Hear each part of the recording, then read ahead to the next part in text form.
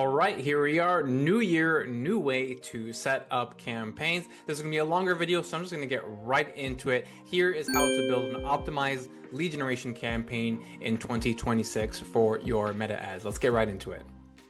All right, so as always, in order to start a campaign, you want to hit, once you actually are in your meta ads account, you want to hit on the green create button in the upper left. And we are going to be focusing on a leads campaign for this video. Next week, I will be doing a similar video just like this in order to go over how to create a sales campaign. But right now, we're going to be focusing on lead generation.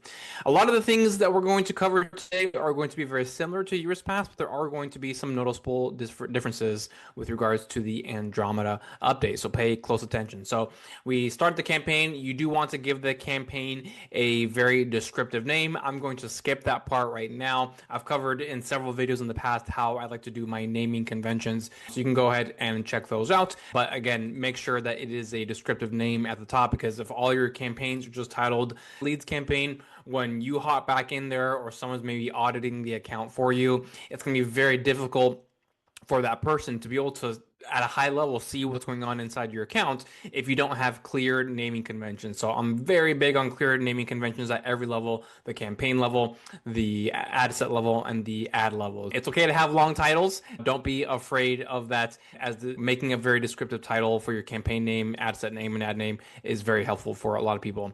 So here's one of the biggest differences already right off the bat. If you watched any of my videos in past years on how to create a lead generation video, I always recommended ad set level budget, particularly for smaller budgets. I said once you're spending $5,000 per day, you can go with the campaign level budget. But if you're under that, then go ad set. Now, because of the Andromeda update, that really has changed, and I now recommend sticking with campaign budget.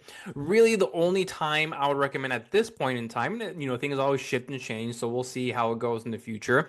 But at this point in time, I would only recommend doing ad set level budget if you need a very specific test. You're testing ad 1 versus ad 2. You need them to have independent budgets. And a very fast way to figure that out is by separate independent ad set budgets. For your general campaign, go ahead and leave it at the campaign level, which is the default. And then for the budget, obviously you set it to what makes the most sense for you. By default, it goes to 20 for most accounts, but obviously make sure you change that to whatever is appropriate for you. And then everything else here, you can go ahead and leave the same, unless you are, of course, in one of those special categories, like you're selling financial products or housing and stuff like that. Then you do have to select one of those categories. But again, for the vast majority of people, you don't need to do anything right here at the campaign level. You just have to give it a descriptive name. So then at the ad set level, so same thing, please give a descriptive name. Don't feel bad or weird about having a long name. Descriptive names are good. Conversion location.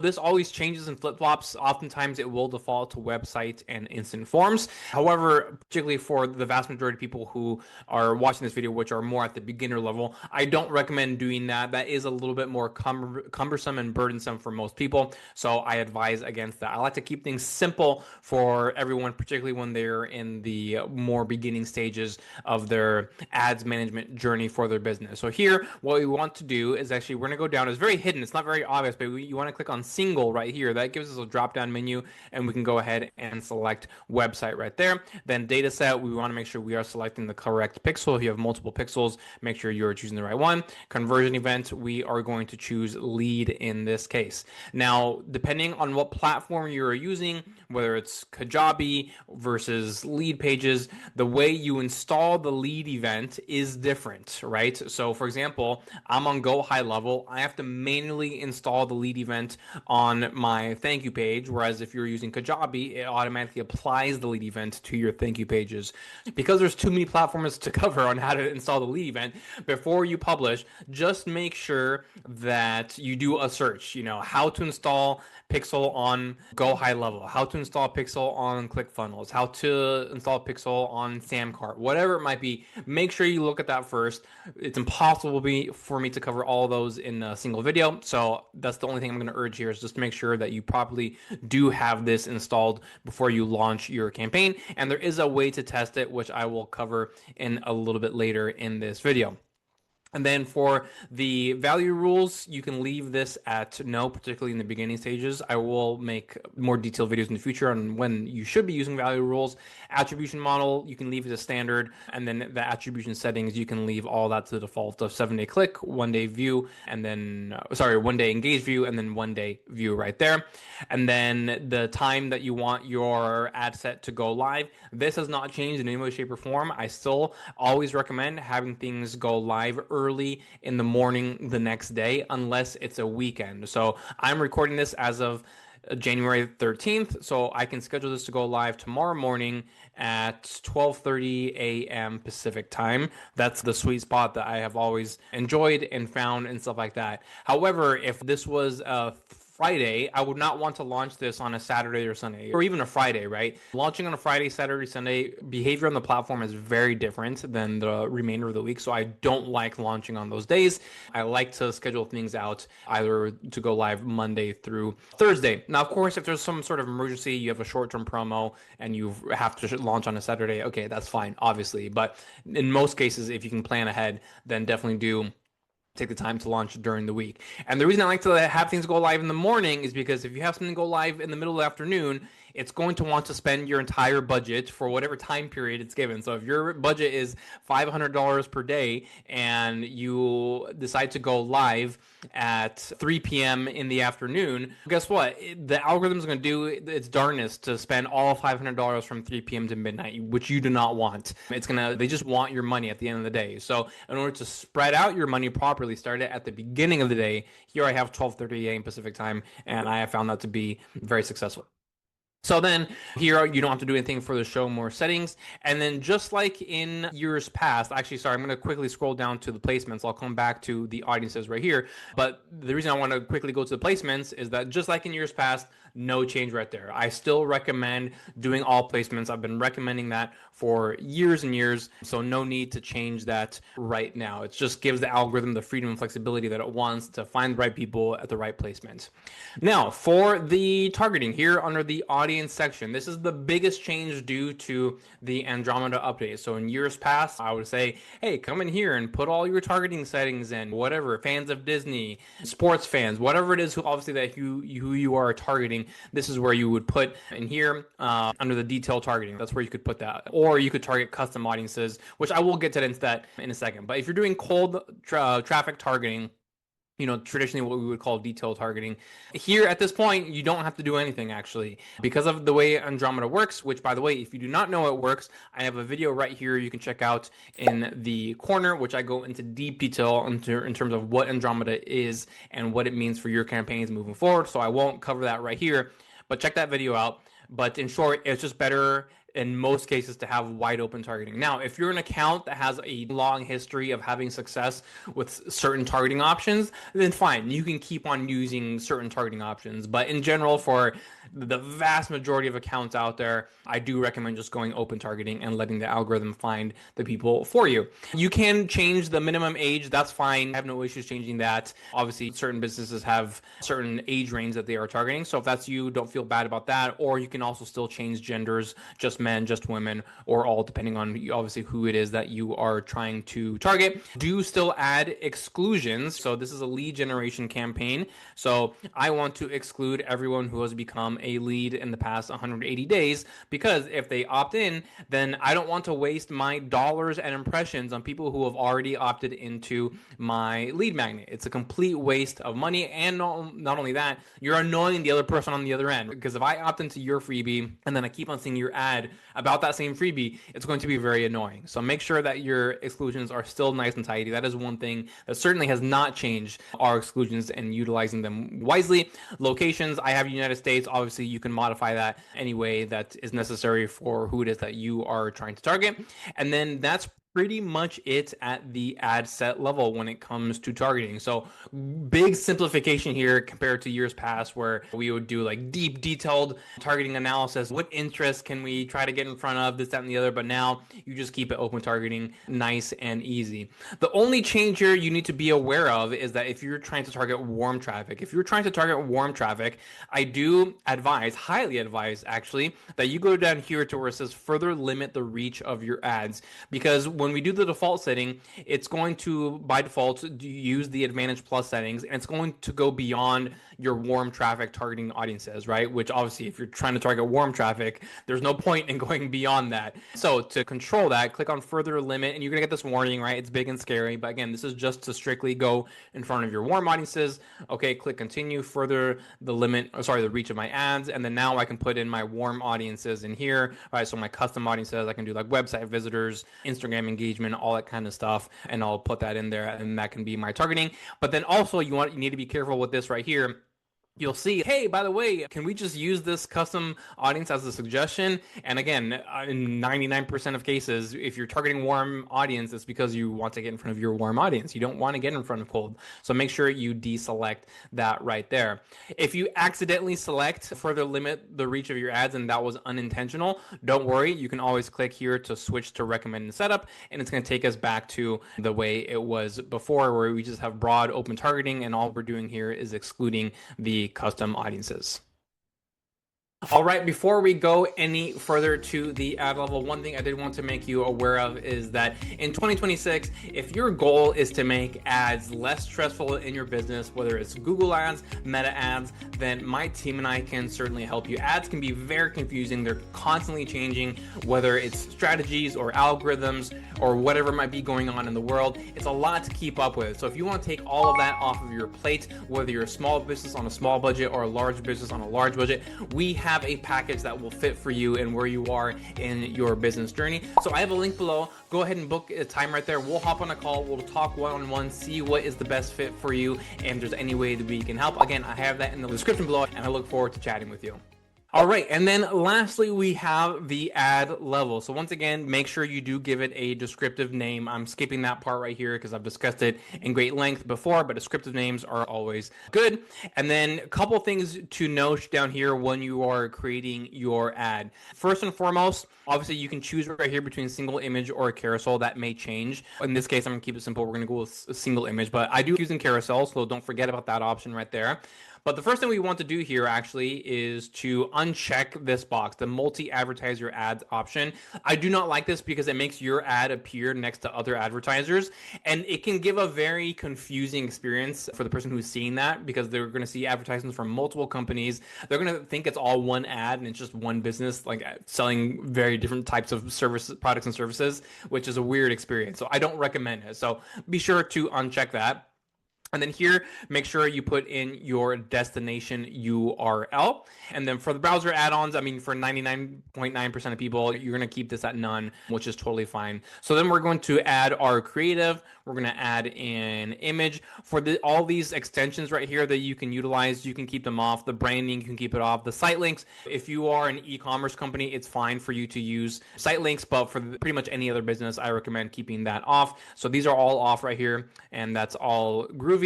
So then I go here to account images. I'll go ahead and select this one right here. This is just a sample ad, so I'm not actually going to do something real here. But then here I can change my ratios. This is already in a 1:1 aspect ratio, this image. I can have it modify this to 9:16 for the vertical placement.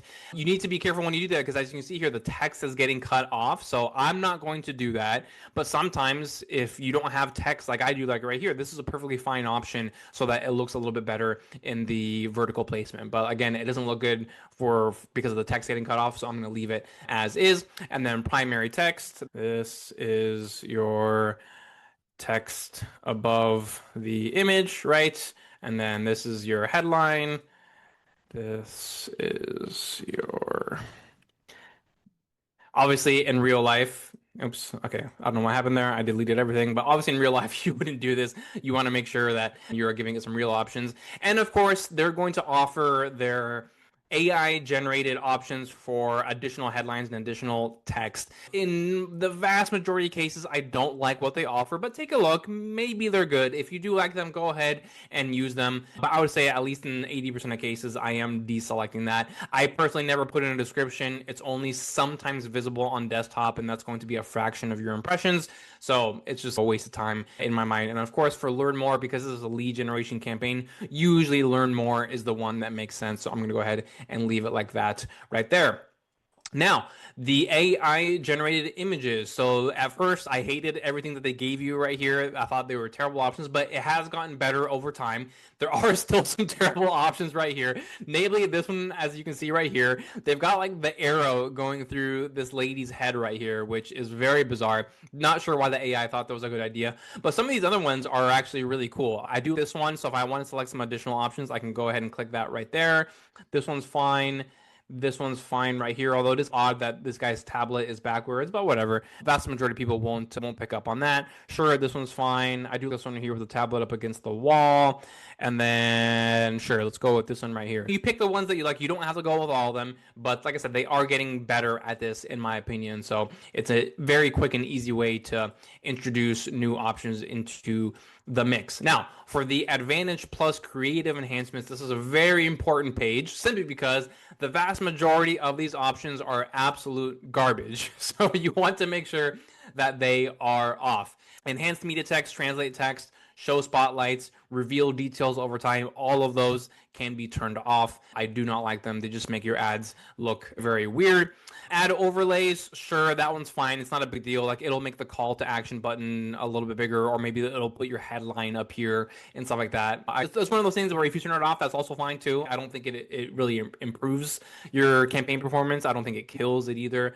Visual touch-ups, that's fine. Add music, that's fine. But please, if you're going to turn off one and only one, turn off text improvements. This is the worst, absolute worst creative enhancement, quote unquote, that they can offer. Is sometimes it'll take your headline, make that the primary text, and get your primary text to make that the headline. And also, it'll sometimes even pull from ads you're not running anymore, which is absolutely wild. I had this happen recently with a client where it was pulling ad copy from a live event, even though we weren't running ads for a live event. And so I had a date on there and people got really confused. So yeah, absolutely turn it off. Really terrible. And then I would also, in most cases, turn off the ad animation. It does give you a little preview here of what that might look like. It's not doing it right now, but you can see here, it's just making that text reappear. I'd rather not. It can look wonky sometimes, so I just prefer to turn that one off. And then we go ahead and click done. And there we are. Now, one thing to note, important thing to note, is that there are additional creative enhancements. Again, that's a terrible name, but that's what they call them, the creative enhancements that you do want to turn off if you're doing a carousel. So let me quickly cover that. If I go back up here and let's say I want to do carousel. Okay, great. Now let's go to add cards. Sure, this one and this one. Click continue. If I go back down to my creative enhancements, which they moved, where did they move it to?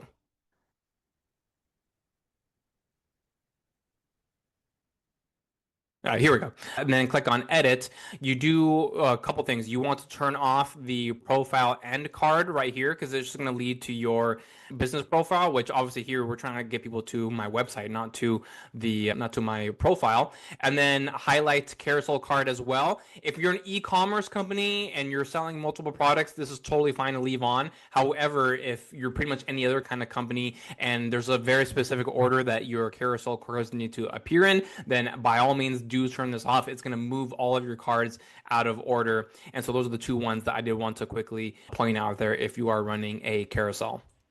All right, and there you have it. That is how you put together a campaign from A to Z. But before we wrap up here, there's just additional things I want to quickly go over, hopefully quickly, with regards to the ad. So I was also very quick right here because I just wanted to show you the main things that you want to be looking out for when you're putting together your ads. But as you saw at the ad set level, for the vast majority of cases, I recommended no targeting. So that simplifies that part, which means we spend less time there. But because of the way Andromeda works, we need to spend more time at the ad level because the targeting takes place at the ad level. And again, if you're not understanding what I'm saying this or why I'm saying this, make sure you check out the Andromeda video right here. This is actually part 2, so it'll go into additional details right here. But the targeting takes place at the ad level. So the algorithm is going to analyze your ad copy, analyze your creative, and then get in front of the right people because of that. As a result, that means that your ad copy and your creative, which could be an image or a video, they need to be descriptive. If you have very basic ad copy and creative, it's going to have a difficult time getting in front of people. So as an example, if you are targeting other business owners and your job is to help them grow their business, and let's say you're doing a lead magnet and all it generally says, obviously it would be maybe a little bit more specific than this, but in just a few sentences, your ad is saying, hey, are you a business owner and you're going to grow your business in 2026, I can help. I put together my 3-step framework to 2x your revenue in 2026. Get it now while it's still free. So that's not very descriptive because the algorithm only has a few touch points to go off of right there. It knows you're targeting business owners and also knows you're targeting business owners that want to grow in 2026. So it's really only 2 reference points that it's going off of right there. Whereas if you say something such as, hey, if you're a business that has 10 employees or less and 2025 was just not the year, you weren't able to hit your goals and you really want to make sure that you turn things around. However, you've tried A, B, and C, the most common things or most common mistakes a lot of businesses make, and they just didn't work out for you. The reason that A, B, and C don't work is because of reasons X, Y, and Z. I know this because I experienced it myself with my own business, and I went through pain points, challenges, these other pain points, and these other challenges, and it just didn't work. But then I figured out this system to help me scale my business without doing all those same mistakes. And it's called the super scale system. And it allows you to do all these other things, bullet point, in just a matter of 4 weeks. It's going to bring a lot of clarity and help you grow your business. That's very descriptive. And there's so much more that the algorithm is going to go off of right there, right? So not only is it going to know that you're specifically targeting businesses with 10 employees or fewer, it's also going to get in front of businesses that didn't hit their goals in 2025. It's also going to get in front of businesses that tried A, B, and C and suffered from X, Y, and Z, and they can relate to the challenges and pain points that you laid out. And they're also going to want to have a strong desire for the bullet points where that lists all of your benefits and desires that you're going for. So a big difference between those two. Ad A, which was very short and very simple, is simply not going to get you as good results as ad B, because ad B has so many more touch points that the algorithm can analyze and get in front of the best people for you. So please do keep this in mind when you are at the ads level. This is where you spend the vast majority of time. Spend a lot of time, be very thoughtful and very creative in terms of how you present yourself, and it's going to do a better job in getting in front of the right people for you. So hopefully this all makes sense. I'm wishing you nothing but success in 2026. As always, if you have any questions about this topic or any other topic I cover on this channel, just let me know in the comments below and I'll be happy to get back to you. Thank you so much for tuning in, and I will see you next time.